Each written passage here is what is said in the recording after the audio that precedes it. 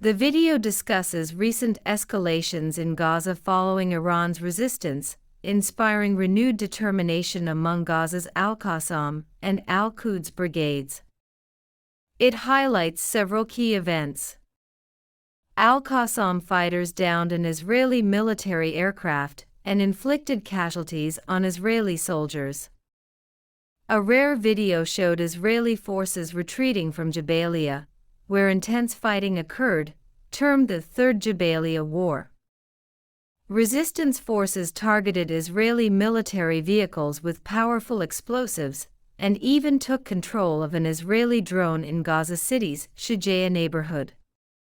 There are claims of multiple Israeli evacuations, vehicle losses, and a deteriorating situation for the Israeli Defense Forces, IDF.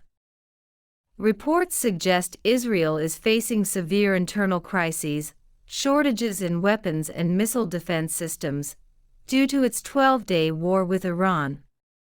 Israeli media and the U.S. president have hinted at an upcoming ceasefire.